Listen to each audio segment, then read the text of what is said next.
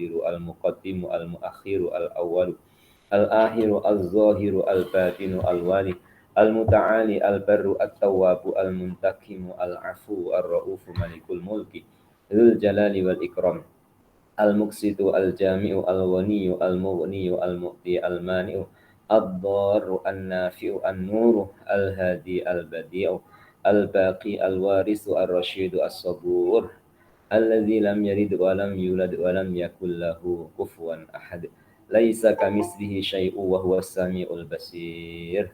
Al-Fatihah. A'udzu billahi minasy syaithanir rajim. Bismillahirrahmanirrahim. Alhamdulillahi rabbil alamin. Arrahmanir rahim. Maliki yaumiddin. Iyyaka na'budu wa iyyaka nasta'in. Ihdinas siratal mustaqim. Siratal ladzina an'amta 'alaihim ghairil maghdubi 'alaihim waladdallin. Amin. Bismillahirrahmanirrahim. Allahumma antas salam wa minkas salam wa ilaika ya'udus salam. Fahayyina rabbana bis salam wa adkhilnal jannata darus salam. Tabarakta rabbana wa ta'alaita ya dzal jalali wal ikram bi rahmatika ya arhamar rahimin. Walhamdulillahi rabbil alamin. Allahumma rzuqna hubbaka wa hubba man ahabbaka wa hubba ma yuqarribuna ila hubbika ya Allah. Bi rahmatika ya arhamar rahimin. Wassalamun alal mursalin walhamdulillahi rabbil alamin. Muslimin muslimah jamaah pengajian Fathur Rabbani wa Faidur Rahmani li Syekh Abdul Qadir Al-Jilani. Kesempatan pada pagi ini mengawali pengajian mengingatkan kepada diri saya sendiri juga kepada muslimin muslimah bahwa keberadaan kita berjasad dan bernyawa. Berjasad dan bernyawa ini Allah Ta'ala jadikan jasad sebagai jasmani, nyawa sebagai rohani. Kemudian berjalanlah manusia menuju dan kembali kepada penciptanya. Di alam yang ketiga yang disebut dunia, dijadikan oleh Allah Ta'ala manusia diberi kebebasan dalam peraturan. Kebebasan dalam peraturan artinya diberi kebebasan untuk mengabdi kepada Allah Subhanahu wa Ta'ala mengikut syariatnya. Jasmani kita diatur dengan syariat, rohani kita diatur dengan hakikat. Jalan hakikat langsung kepada Allah tanpa perantara. Seperti saat ini, tuan-tuan, puan-puan boleh pandang saya. Saya pun boleh pandang tuan-tuan. Pandangan saya dengan tuan-tuan adalah menggunakan salah satu panca indera untuk melihat alam ciptaan. Dalam masa yang sama, hati kita memandang Allah, Tuhan yang Maha Menciptakan. Hati kita langsung ke Allah. Jasmani kita bersama dengan ciptaan Allah. Kedua-duanya seiring sejalan. Seia sekata, sejalan seirama. Untuk kita semua duduk sebagai hamba Allah. Dan ini sudah berpuluh-puluh tahun. Sudah banyak pengalaman dalam kehidupan. Baik kita sikapi dengan taat atau dengan maksiat. Baik kita sikapi dengan redha ataupun kecewa. Baik kita sikapi dengan senang ataupun dengan susah. Berlalulah waktu dengan pantasnya. umur kita semua melepasi 10, 20, 30, 40, 50, 60 dalam hitungan puluhan. Pertemuan yang telah berlalu,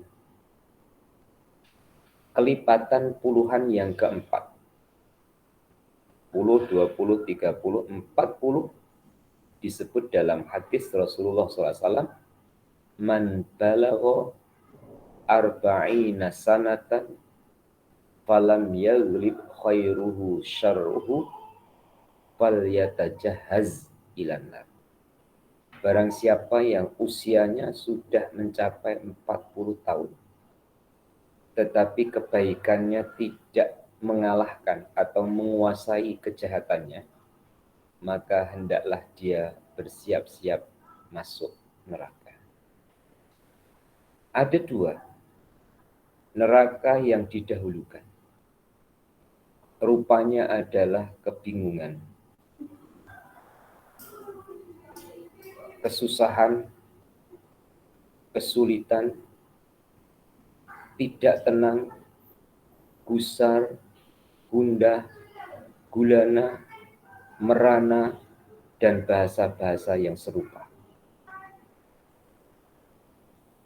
Kita sama-sama berdoa, semoga di atas umur 40 tahunnya kita ini, yang sudah 40 tentunya, dan ini majority sudah 40.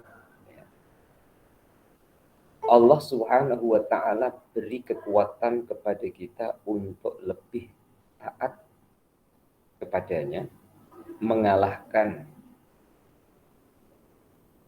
maksiatnya atau kejahatannya. Dan kejahatan ini pula mengikut Imam Al-Ghazali ada 3 yang dilakukan oleh anggota. Ini yang pertama. Dan insya Allah terhindarlah kita dari kejahatan anggota. Insya Allah. Mulai dari atas sampai ke bawah, dari ujung rambut sampai ujung kaki, terpelihara, terlindungi. Karena dipelihara dan dilindungi oleh Allah dari melakukan dosa. Tanpa harus kita melihat kepada orang lain yang mungkin dalam kacamata kita melihat dia melakukan dosa. Contoh, ada kawan yang belum tutup aurat. Kita tidak perlu kemudian mengklaim ataupun mengata, bahkan mengumpat. Karena belum tentu dia itu lebih buruk dari kita. Sebab masih ada lagi kejahatan yang kedua. Kejahatan yang kedua adalah dilakukan oleh hati. Hati yang tidak redha, hati yang tidak sabar, hati yang tidak syukur, yang tidak qanaah. Apakah seusia kita, jamaah pengajian Fathur Rabbani wa Faidur Rahmani di Syekh Abdul Qadir Al-Jailani, sudah mampu atau sudah diberikan kemampuan oleh Allah Subhanahu wa Ta'ala untuk mengalahkan sebab-sebab dosanya hati, mengalahkan sifat-sifat yang tercela. Syukurnya sudah mampu mengalahkan ketidakpuasannya. Sabarnya sudah mampu mengalahkan emosinya atau kemarahannya. Semoga Allah Ta'ala berikan kekuatan sehingga melepasi umur 40 tahun, lebih bertambah sabarnya, lebih bertambah syukurnya, lebih bertambah redhonya. Sebab di atas 40 tahun bermacam-macam yang akan kita hadapi, baik diri kita sendiri ataupun yang berada di bawah jagaan kita. Dulu kita dijaga mak ayah sudah tiada umpama. Kemudian kita harus jaga anak kita, cucu kita. Mungkin ada yang sampai ke peringkat cicitnya. Sehingga kita jaga diri dan jaga orang-orang yang di bawah jagaan kita. Memerlukan kesabaran. Memerlukan redho, lapang dada. Dan semua itu dari kekuatan yang Allah Ta'ala beri, semoga bisa dan mampu mengalahkan sifat-sifat yang tercela. Yang ketiga, kata Imam Ghazali, adalah kejahatan yang dilakukan oleh manusia sebab kelalaiannya terhadap Sang Pencipta. Sifat semula jadi Allah jadikan manusia itu lalai. Ada lupa. Tapi Allah Ta'ala juga beri kepada manusia untuk membuat pilihan dalam usaha mengurangkan lalai. Saya terus teringat setiap pagi selepas sholat subuh menerima setoran hafalan santri ataupun pelajar. Ada pelajar itu setor hafalan baru 1 halaman, mulus tanpa salah dari atas sampai bawah. Umpama juz 10, juzuk 10 disetorkan. Wa'lamu annama ghanimtum min syai'in fa anna lillahi khumsahu walirrasuli walidil qurba wal yatama wal masakin wabnis sabili in kuntum amantum billahi wa ma anzalna ala abdina yawmal furqani yawmal taqal jam'an wallahu ala kulli syai'in qadir, sampai 1 halaman, 1 muka, tidak ada yang salah. Anda yang berani lebih dari 1 halaman, 2 halaman, mulus, tidak ada yang salah. Ada pula 1 pelajar 1 halaman salah lebih dari 3. Apakah sebagai seorang guru terima alasan Tuan Guru, manusia itu ada sifat lupa. Jadi kalau ngaji, lupa. Tentu kita sebagai guru akan memberi nasihat kepadanya. Memang manusia itu semula jadi ada sifat lupa. Tapi Allah Ta'ala beri kuasa untuk berusaha. Bagaimana untuk menghafal 1 ayat lancar, tartil, mungkin, terkumpul dalam 1 halaman. Tidak ada yang lupa. Itu tidak mustahil. Karena kegigihannya, karena kerajinannya, dan tentu yang tersirat adalah karena rahmat Allah Subhanahu wa Ta'ala. Bermakna kita atau muslimin muslimah, walaupun bukan dalam proses menghafal Al-Quran seperti yang saya ceritakan, 1 halaman tidak ada yang lupa. Proses kita adalah menjaga 24 jam ingat Allah. Kemudian peratus ingat dan lupa. banyak lupanya, sebab tidak berhati-hati, atau sebab tidak berusaha untuk menyambung, baik itu dalam zikir khususiyah ataupun zikir umumiyahnya. Zikir khususiyah langsung dengan Allah, zikir umumiyah bersama dengan alam semesta.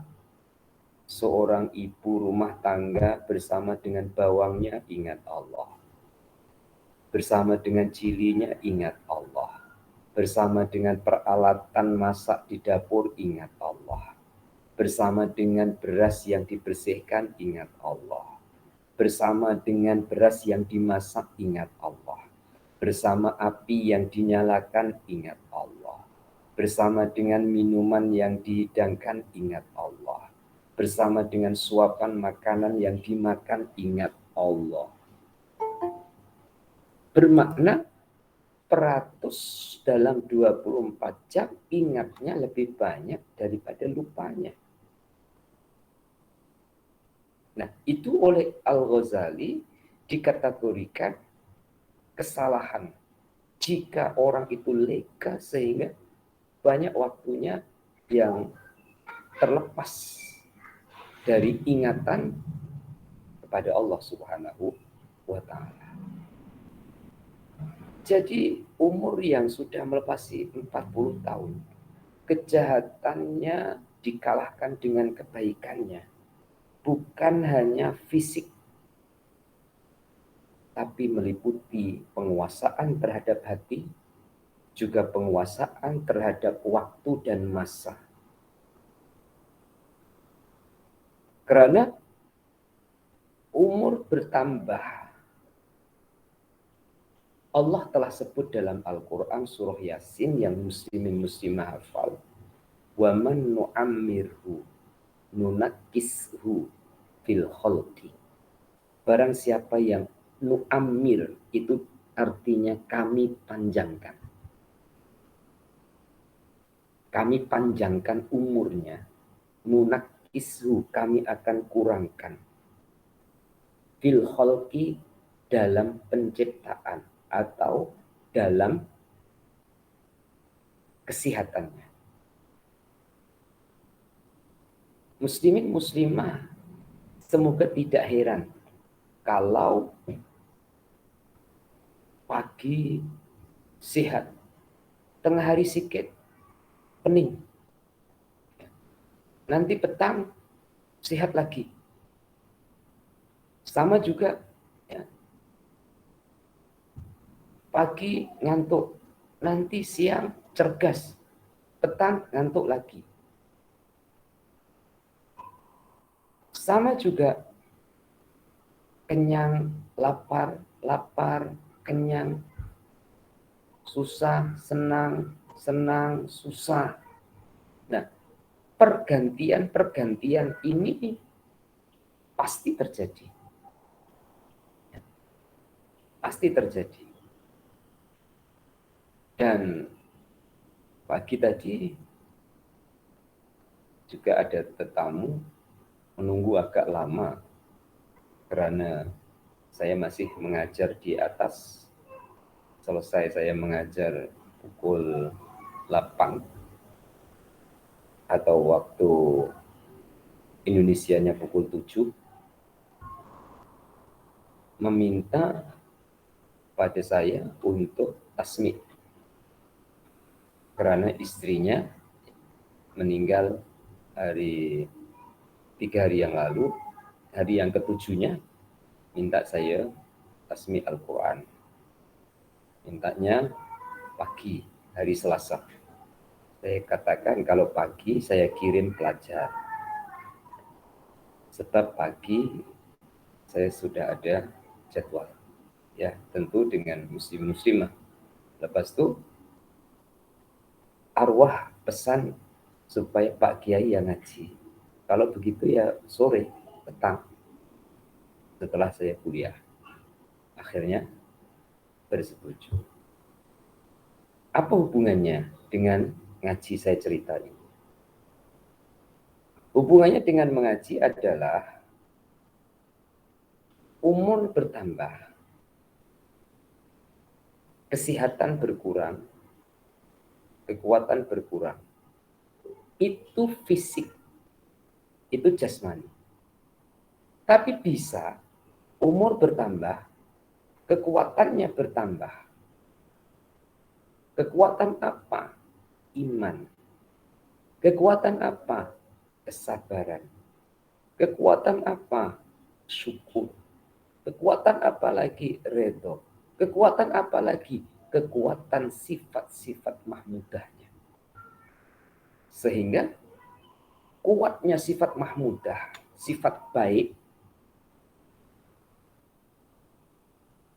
hatinya itu akan tenang sampai menghadap kepada Allah Subhanahu wa taala sebagaimana di akhir surah Al-Fajr, ya ayyatuhan nafsul mutmainnah irji'i ila rabbiki radiyatan mardiyah fadkhuli fi ibadi wadkhuli jannati. Wahai jiwa-jiwa yang tenang, itu prosesnya kebanyakannya umur di atas 40. Nafsunya, jiwanya sudah mulai tenang. Karena sudah dapat mengambil intipati hidup di dunia menggunakan rasa, bukan menggunakan nafsunya.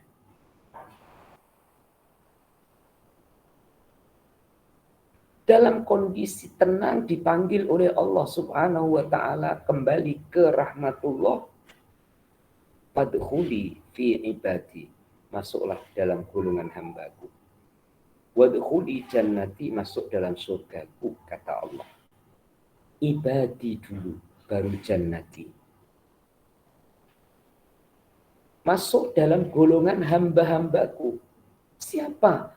Orang yang menghambakan hidupnya kepada Sang Pencipta. Jadi pagi ini adalah salah satu cara kita menghambakan diri kita kepada Allah melalui belajar kerohanian dengan kitab Fathur Rabbani wa Faidur Rahman. Membekali diri kita untuk dapat duduk benar di hadapan Allah Subhanahu wa taala. Andaikan pinjam bahasa manusia, jaga hati makhluk, jaga hati Allah sekurang-kurangnya seimbang. Tapi jika tidak bisa seimbang, jaga hati Allah. Sekali lagi ini pinjam bahasa manusia. Atau latih jaga hati manusia karena jaga hubungan dengan Sang Pencipta. Tetap kita perhatikan, aku kalau buat macam ini, jiran aku macam mana. Jadikan pertimbangan. Walaupun itu adalah kebaikan. Karena kebaikan yang di sebalik kebaikan itu kita lakukan kejahatan atau lakukan kesalahan, tentu ada timbangannya. Saya jadi teringat, ya, baca sholawat itu kan bagus, ya. Baca Quran itu ya baik. Siapa cakap baca Quran, baca sholawat tak baik-baik. Tapi dalam masa yang sama, ada yang merasa terganggu karena terlalu kuat. Asalnya dulu, khususnya saya lah, ya, itu suka speaker kuat. Speaker kuat. Tujuan utamanya adalah syiar. Ya. Karena apabila tak kuat, tak syiar. Di satu sisi memang bagus. Di sisi yang lain perlu dihayati. Artinya mengganggu tak ke orang lain. Ada yang merasa tersakiti ketidak. Ada yang merasa terganggu ketidak. Ternyata Allah memberi pelajaran kepada saya. Sebelum pandemi, pengajian dalam kelas bilik kuliah Masjid Al-Hidayah pakai speaker tak? Pakai mic tak? Puan-puan ingat, mesti pakai mic. Tapi sekarang tak pakai mic, boleh sampai ke luar negara. Sekarang tak payah pakai mic. Suara saya di sini boleh puan-puan dengar di luar negara, boleh puan-puan dengar di Malaysia, ataupun di mana-mana yang menyertai ataupun mengikuti. Inilah cara Allah Ta'ala mengingatkan. Dan insya Allah, cara Allah yang sedang kita lalui ini mengurangkan gangguan ke orang lain. Saya tidak perlu pakai mic yang suaranya sampai keluar rumah. Begitu juga puan-puan, tak payah keluar rumah, start kereta. Andaikan puan-puan harus memilih baju yang bagus untuk mengaji, cukup Allah yang menyaksikan, cukup Allah yang memperhatikan, dan karena Allah digunakan. Nah, tahap-tahap yang seperti ini positifnya adalah akan dapat dirasakan oleh jamaah pengajian kerohanian, khususnya saat kita belajar Fathur Rabbani. Dan itu masuk dalam kategori ilmu rasa, merasakan. Insya Allah pagi ini kita akan teruskan di muka surat 805. Itu tadi muqaddimah atau pembuka untuk mengingatkan diri saya sendiri dan muslimin muslimah sesuai dengan umur masing-masing dan kondisinya masing-masing. Dalam muka surat 815 kita diajarkan tentang tanda-tanda seorang wali. Tanda-tanda seorang wali adalah merasa cukup dengan Allah Subhanahu wa Ta'ala dalam segala sesuatu. Puas dengan Allah Subhanahu wa Ta'ala dan kembali kepadanya dalam segala urusan. Walaupun belum satu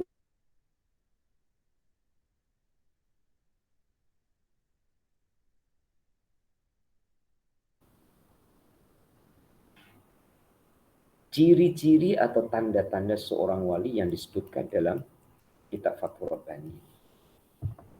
Nomor satu, merasa cukup dengan Allah. Susah tapi insya Allah akan jadi mudah. Karena dalam setiap harinya, dari lahir kita ke dunia sampai hari ini masih kita berada di dunia. Kapan atau bila Allah ajar kita cukup dengan Allah? Muslimin muslimah. Saat kita tidur. Saat kita tidur itu tidak ada yang menjaga. Dengan sepenuh penjagaan. Lahir batin. Kecuali Allah. Dijaga oleh Allah Ta'ala fisik, jasmani. Dijaga oleh Allah Ta'ala rohani kita. sampai waktu kita bangun. Sebenarnya saat itu Allah mengajar kita, cukuplah kamu dengan aku. Karena orang yang di sisimu, di sebelahmu pun tidur tidak akan bisa menjagamu dengan sebenar penjagaan. Dan ini berulang di 24 jam. Maka sebelum kita tidur, kita ingatkan diri kita dengan Allah. Bismika Allahumma ahya wa bismika amu. Di luar tidur pula merasa cukup dengan Allah bagaimana? Semoga saya mampu, puan-puan, tuan-tuan juga mampu. Muslimin dan muslimah, buatlah penilaian. Yang penilaian itu akan membawa kesimpulan bahwa kita itu kaya dengan pemberian Allah. Belum titik. Kita itu kaya dengan pemberian Allah yang ada pada diri kita. Bukan pemberian Allah di luar diri kita. Pemberian Allah yang ada di dalam diri kita ini, satu yang nampak adalah anggota badan. Dua yang tersembunyi atau yang tidak nampak adalah kerohanian. Letaknya iman, letaknya keyakinan, letaknya kesabaran, letaknya sifat-sifat mahmudah. Ini Allah Ta'ala beri. Muslimin dan muslimah, ada makanan yang enak dan sedap untuk dimakan. Tapi anggota untuk makannya ini bermasalah.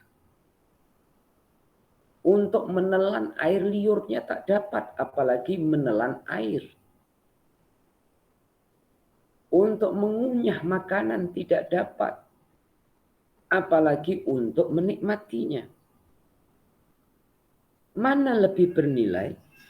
Makanan dengan anggota untuk makan.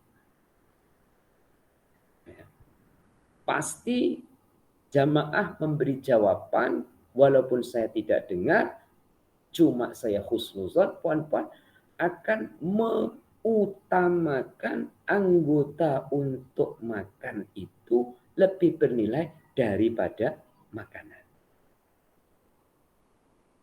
Walaupun adanya anggota untuk makan, mesti Allah bagi makan. Nah, kalau sudah ada kata-kata mesti Allah bagi makan, berarti yang didahulukan bukan makanan, tapi yang didahulukan adalah Allah. Bila sudah mendahulukan Allah, itulah tanda cukup dengan Allah. Tidak lagi komplain istri masak nasi, lauk tempe ke, atau lauk tahu ke, ataupun sambal ke, ataupun kangkung ke, ataupun bayam ke, atau terong ke, atau pitola ke. Pokoknya Allah yang didahulukan. Cukup dengan Allah. Itu tanda seorang wali. Walau sedikit, semoga benihnya ada dalam diri kita. Yang nomor dua, puas dengan Allah. Persamaannya redho. Redho. Ada orang redho itu senyum. Ada orang redho itu nangis. Maka tidak harus tanda redho nangis. Dan tidak harus tanda redho itu senyum. Tinggal orangnya, tinggal kondisinya, dan bagaimana keadaannya. Sebenarnya nafsunya tak terima, tapi hatinya terima. Mulutnya harus bagaimana? Saya ulang. Nafsunya tak terima, hatinya terima, mulutnya harus bagaimana? Contoh, jual beli. Siapapun dari penjual ingin untung dari hasil jualan. Satu masa bukan untung tapi buntung. Maksudnya buntung itu untungnya tak dapat, modal pun lenyap.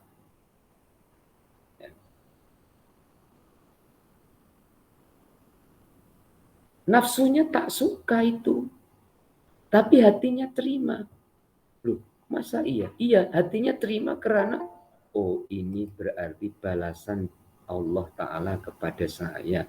Karena saya pun pernah merugikan orang lain, jadi orang lain rugikan saya. Hatinya terima, tapi nafsunya enggak terima. Terus mulutnya harus bagaimana ekspresinya? Ada yang mampu dalam kondisi itu senyum. Walaupun terjadi perlawanan di dalam batiniahnya antara terima dan tidak terima, mulutnya tetap senyum. Sehingga orang di sekelilingnya itu menyimpulkan, kamu itu hidup nggak pernah susah. Senyum saja. Rugi senyum. Untung senyum. Sakit ya senyum. Sehat senyum. Agaknya jamaah Fatwa Rabbani sudah begitu. Ya. Terjadinya perlawanan, pertentangan, perbedaan di hatinya dinampakkan dengan senyuman. Dinampakkan dengan tanda puas. Walaupun bergolak. Karena hati selalu mengambil positifnya. Hati itu selalu mengambil positifnya. Demam, sakit, batuk, umpam. Hati mengambil positifnya. Oh, saya demam ini kafaroh. Semoga Allah maafkan dosa-dosa saya. Tapi nafsunya tak. Kalau saya demam, nanti begini. Saya tak boleh ikut ngaji. Boleh saja, puan-puan demam. Buka handphone, dengar aja, mana tak boleh. Boleh. Kecuali kalau ngajinya seperti dulu. Karena naik kereta, ya, naik mobil, kemudian pergi ke majelis ilmu. Ada juga yang redonya itu nangis. Dan ini lebih mendalam. Lebih mendalam. Dibandingkan redo dengan senyum. Tetap terjadi perlawanan antara nafsu dengan hati. Allah Ta'ala memberi tanpa diduga. Allah memberi tanpa diminta. Dan Allah memberi yang lebih baik untuk dirinya. Contoh saya teruskan tadi, ya, dagang atau berniaga. Bukan untung tapi buntung. Hatinya terima. Hatinya bersuara. Kalau dengan istighfarku yang tidak seberapa, kalau dengan istighfarku yang tidak khusyuk, yang tidak bersungguh-sungguh, belum diampuni oleh Allah dosa. Tapi dengan cara ini mungkin Allah mengampunkan dosa. Terima kasih ya Allah. Syukur ya Allah. Kalau dengan istighfar belum dapat bersih diri dari dosa, tapi dengan demam, dengan pening, dengan Allah uji sakit, Allah bersihkan diri dari dosa, terima kasih ya Allah. Itu keluar ekspresi lahiriahnya adalah dengan tangisan redha, bukan tangisan menolak. Dengan derayan air mata puas, bukan derayan air mata menolak. Dan itu mungkin terjadi. Maka bacalah diri kita. Jangan banyak baca orang di sekeliling kita. Nomor 3, kembali kepadanya segala urusan. Insya Allah jamaah Fathur Rabbani sudah hanya kelajuannya, kecepatannya saja. Ada orang cepat memulangkan urusannya kepada Allah. Ada orang memulangkan kepada Allah Ta'ala itu bertahap. Atau lambat. Ya akhirnya dipulangkan ke Allah. Tapi melalui lika-liku dulu. Sehingga dalam lika-likunya itu mestinya jalannya cepat, jadi jalannya lambat. Contoh, semoga tidak ya, semua itu yang kita pelajari kan untuk bekal hari ini, esok dan lusa. Ya. Ponpan, sekali lagi semoga tidak. Ponpan selesai ngaji, kan? Ini tidak semua yang ngaji depannya ada air. Saya pun lupa depan saya tidak ada air untuk minum. 1 jam lebih haus. Pohon-pohon pergi dapur. Selesai ngajian pergi dapur. Kalau dulu selesai ngaji pergi restoran. Sekarang selesai ngaji pergi dapur sendiri. Restorannya di dapurnya sendiri. Nah, anak kita saat kita ngaji itu sedang minum air tapi tumpah. Dan dia tak bersihkan. Sebab dia masih kecil lagi. Bapak pergi ke dapur agak tergesa selepas ngaji terpelanting jatuh. Mampukah kita terus kembali ke Allah tanpa harus mencari siapa salah? Tanpa mencari sebab, apalagi mencari anaknya, kemudian dimarahi. Walaupun pada akhirnya, ya Allah, tapi lika-liku. Nah, tandanya wali Allah Ta'ala itu cepat. Pulangnya ke Allah itu cepat. Tentang dinasihat, keluar nasihat. Kalau minum berhati-hati, jangan tumpah. Macam ini merugikan ke orang lain. Emak jatuh, siapa susah. Nah itu setelah Allah. Itu yang ketiga. Baru saya teruskan berikutnya. Apabila engkau terpaksa mengaku menjadi wali, maka paksalah nafsumu untuk melakukan beberapa kriteria ini, yakni yang di atas. Apabila nafsumu tidak mau, maka engkau bukanlah wali. Tidak sepatutnya bagi seorang alim ulama untuk berkunjung kepada para raja, kecuali setelah meyakinkan iman, takwa, ilmu tentang Allah Subhanahu wa Ta'ala dan kuat zuhudnya. Maka mereka boleh berkunjung kepada raja dengan kuat dan keluar dari mereka dengan kuat. Titik. Muslimin muslimah, saya buatkan contoh pendekatan dulu ya, yang lazim terjadi. Puan-puan semua ada anak, insya Allah, dan anaknya mungkin ada yang sudah besar, mungkin ada yang sudah kecil. Puan-puan punya anak masih kecil, kemudian pergi ke rumah jiran minta makan, yang malu siapa? Tentu yang malu maknya. Itu jiran, oke lah. Mungkin orang lain.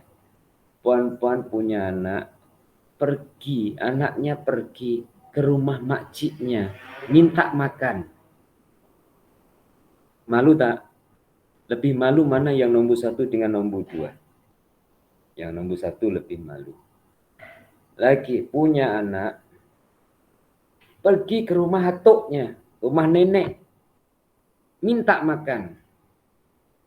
Mana yang lebih malu? Nomor 1, nomor 2, nomor 3. Tetap nomor 1. Ya. Bagaimana cara supaya anak puan-puan tidak memalukan puan-puan ketika keluar rumah? Ya. Semua pasti tahu jawabannya. Kasih makan sampai kenyang.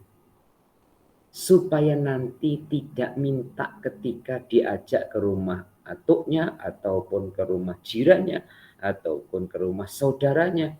Sebab perutnya sudah kenyang. Jadi tidak tamak. Perutnya sudah kenyang. Tapi anak kita keluar rumah pergi ke rumah jiran bukan minta makan, minta uang. Karena perutnya sudah kenyang. Malu tak sebagai orang tua? Anak kita merayap pergi ke rumah jiran minta uang, bukan makan. Tadi kan makan. Malu. Pergi ke rumah makciknya minta uang, malu. Bagaimana supaya anak kita tidak minta uang? Apakah harus kita kasih uang? Harus kita bekali uang dalam poketnya selalu ada uang? Tidak harus begitu. Tapi kita kasih tahu dengan anak kita, kita kasih paham. Kalau perlu apa-apa, cakap dengan mak. Muslimin muslimah, cukup konotasinya itu. Siap untuk menghadap sang raja. Kalau kita sudah ada rasa cukup dengan Allah Subhanahu wa taala sehingga kita tidak tamak dengan sang raja. Sebenarnya bukan sang raja saja, termasuk juga penguasa ataupun orang yang kita anggap bisa memberi sesuatu kepada kita. Oleh itu, sebelumnya dinasihatkan supaya kita memaksa nafsu kita untuk mengikuti 3 ciri atau 3 tanda yang di atas itu. Bagaimana supaya nafsu kita cukup dengan Allah.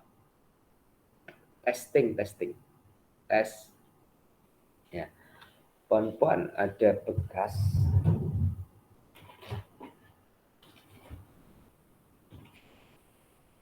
untuk tahu kapasitas ataupun isi ini berapa kilo ataupun berapa liter. Puan-puan mesti akan tes. Masukkan air, kemudian ditimbang. Oh, 1 plastik ini beratnya adalah sekian. Coba puan-puan tes ya selepas ini termasuk juga saya. Nafsu puan-puan tanya, mau apa? Kamu mau makan? Nafsu jawab, iya saya mau makan.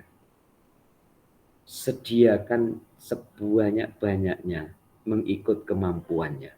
Banyak mengikut kemampuan loh ya, jangan banyak di luar kemampuan. Wadah nasi 1 bakul. Ya. Kemudian ada lauknya, kemudian ada sayurnya, kemudian ada ikannya, kemudian ada dagingnya.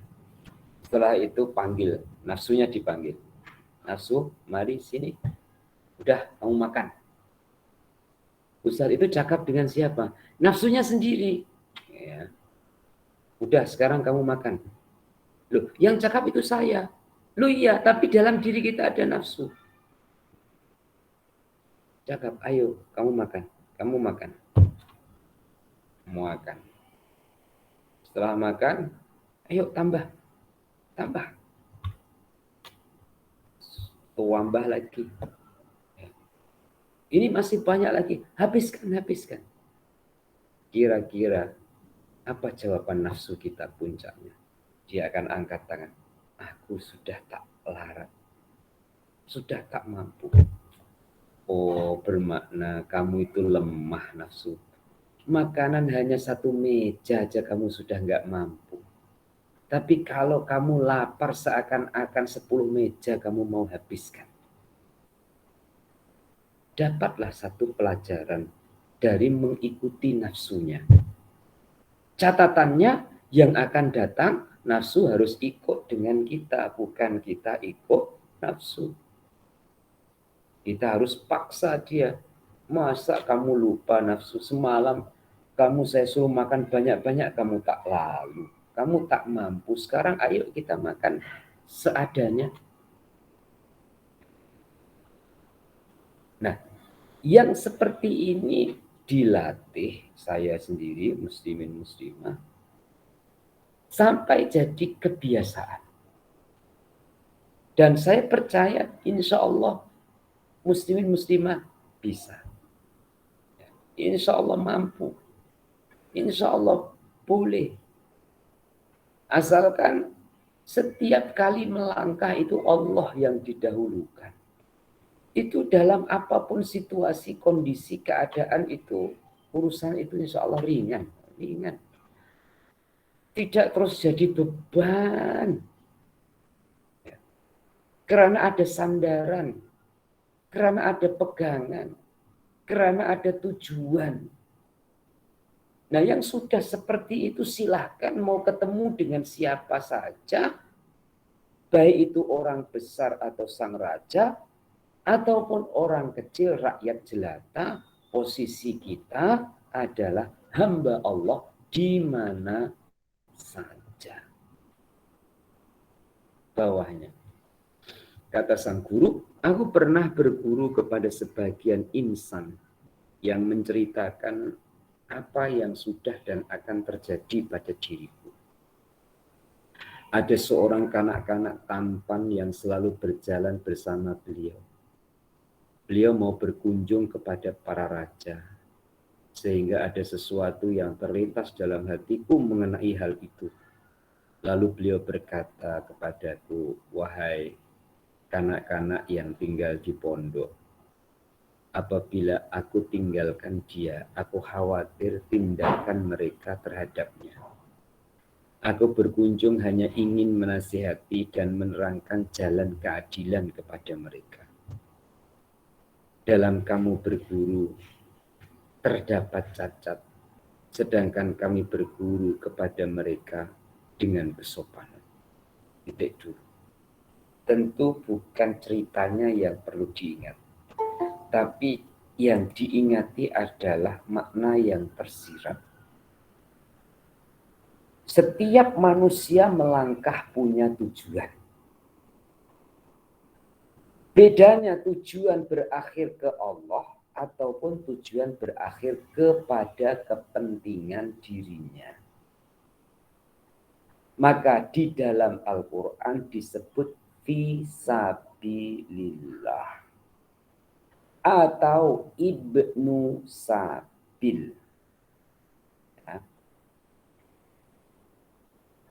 Jalan menuju Allah sangat banyak, tapi muara terakhirnya adalah Allah. Silahkan jalan menuju ke Allah melalui ngaji seperti ini. Baca Quran, zikir, wirid. Silahkan juga menuju kepada Allah dengan jalan dagang, berniaga, berkebun, bertani. Bahkan segala sesuatu yang halal yang bermanfaat kepada orang lain. Ya. Tanpa harus terima imbalan ataupun upah dunianya.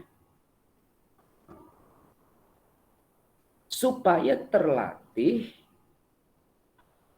bahwa diri kita dalam melakukan apa saja terakhirnya adalah Allah.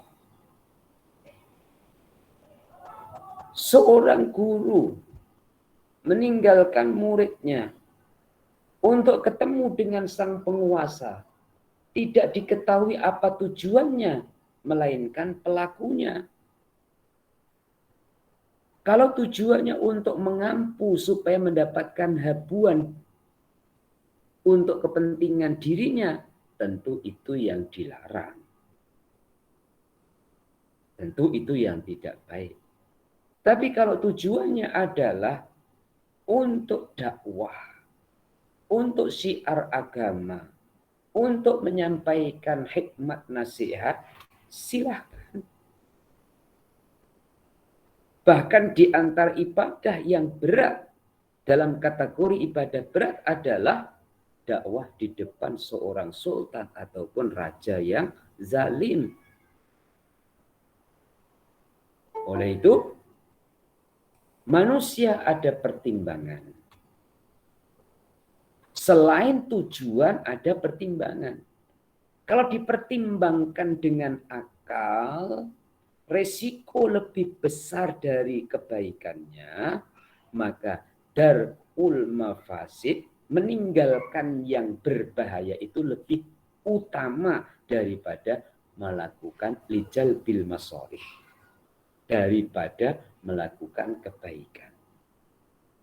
Meninggalkan kejahatan itu lebih baik, meninggalkan resiko itu lebih baik daripada melakukan kebaikan di saat resikonya lebih besar.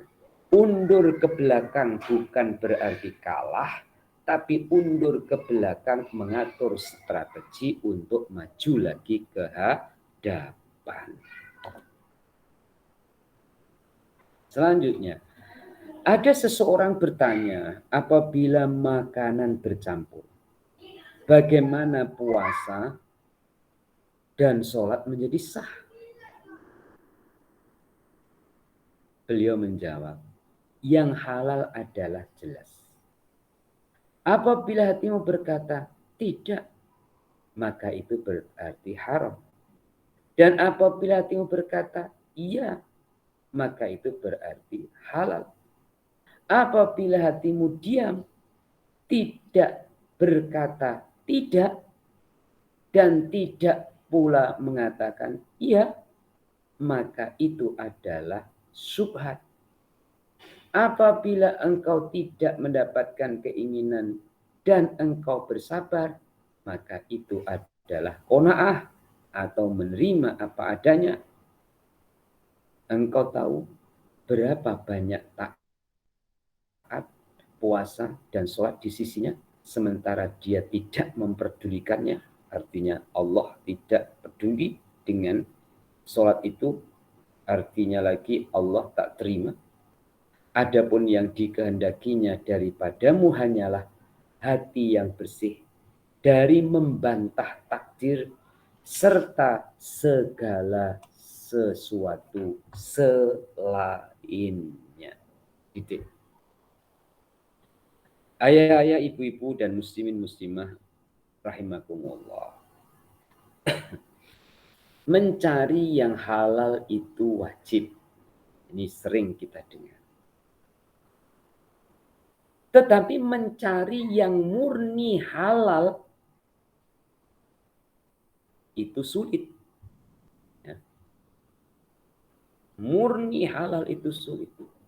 Entah 2 hari lepas atau 3 hari lepas yang saya sampaikan berkongsi halal 100% itu adalah satu, air hujan turun, kita tadah dengan tangan kita, kemudian kita minum, ataupun kita buka mulut kita, kemudian air hujan terus masuk ke mulut kita.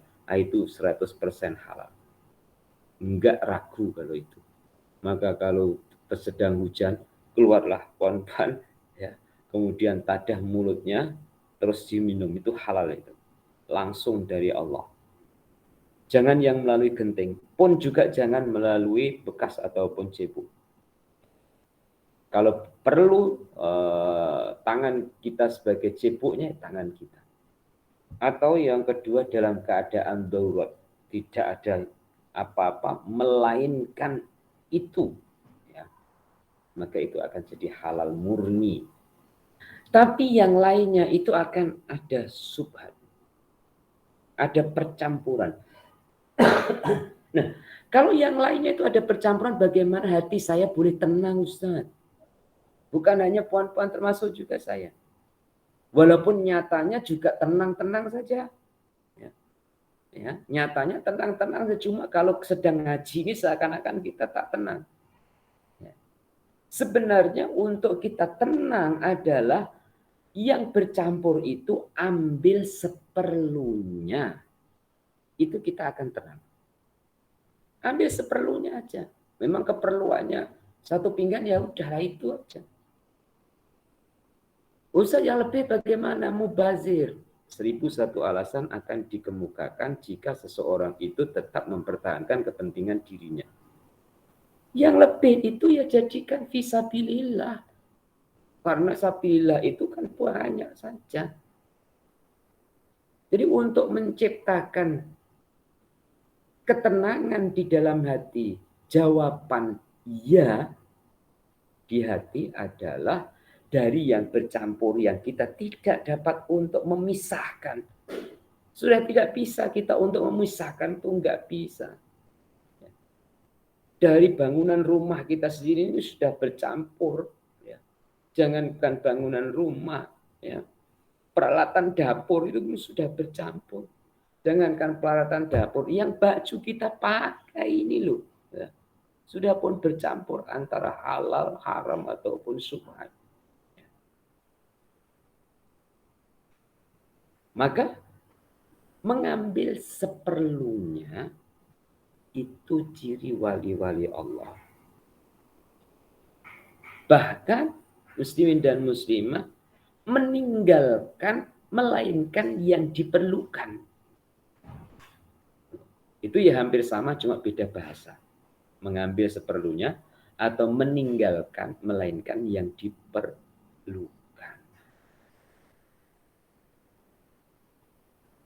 Kebanyakan dari kita, termasuk juga saya, kemurahan Allah Ta'ala itu selalu memberi lebih dari yang kita perlukan. Saya ulang. Pemberian Allah itu lebih dari yang kita perlukan. Jadi berlebih, Masya Allah. Maka istighfarnya kita kepada Allah Ta'ala itu bukan semata-mata dosa yang dilakukan, tapi berlebih-lebihan yang ada pada kita ini.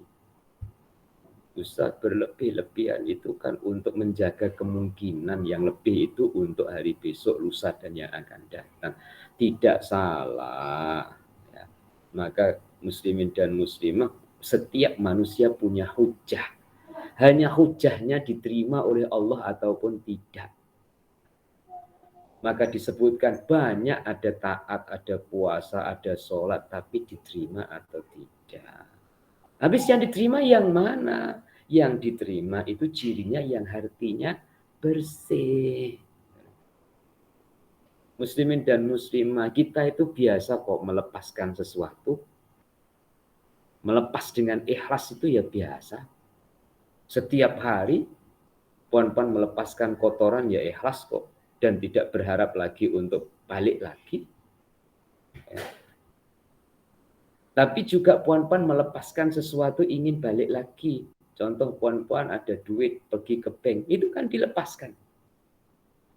Tapi di hati puan-puan, ini satu masa boleh saya ambil lagi. Masuk pagi, petang dah diambil lagi. Ada juga masuk bulan ini, bulan depan tak diambil. Bahkan sampai tahun depannya pun belum diambil lagi. Pun tak ada masalah. Tapi kenapa ini saya sendiri berkongsi muslim? Kalau dengan Allah Ta'ala itu seakan-akan kita itu kok ingin cepat pulangannya. Ingin cepat ngambilnya. Padahal Allah Ta'ala telah janji disimpankan dan digandakan oleh Allah Ta'ala.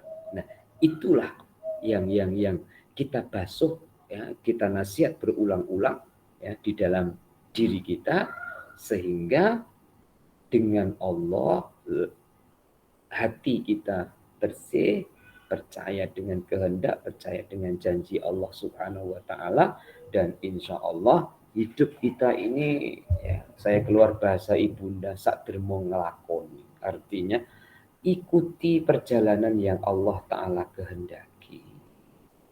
Datang lintasan, dirasakan lintasan itu membawa kepada kebaikan, kita lakukan. Pasti nanti akan ada cara Allah Ta'ala untuk menolong, untuk membantu, untuk membimbing, dan seterusnya, dan seterusnya. Sehingga dalam apapun urusan bukan beban di atas kepala, tapi dalam apapun urusan adalah jalan di bawah kaki kita menuju kepadanya. Pagi ini saya cukupkan ini dulu, muslimin muslimah. Insya Allah kita akan pelajari atau sambung pada minggu hadapan. Minggu hadapan lagi seru, ya. Orang zuhud yang munafik, ya. Itu siapa dan bagaimana? Insya Allah minggu depan kita akan teruskan kembali, dan kita akhiri dengan baca doa. Semoga bertambah manfaat dan berkah majelis ilmu dan pengajian kita. Bismillahirrahmanirrahim. Allahumma salli wa sallim ala sayyidina Muhammad wa ala ali sayyidina Muhammad. Alhamdulillahirabbil alamin. Allahumma rzuqna ilman nafi'a wa amalan sholihan maqbula wa rizqan halalan thayyiban wasi'an mubarakah. Allahumma ja'alna minal ladzina yastami'una al-qawla fayattabi'una ahsanahu bi rahmatika ya arhamar rahimin. Wa sallallahu ala sayyidina Muhammad wa ala alihi wa sahbihi wa sallam. Walhamdulillahi rabbil alamin. Taqabbalallahu minna wa minkum taqabbal ya karim. Terima kasih. Sekian kurang lebihnya maaf. Assalamualaikum warahmatullahi wabarakatuh.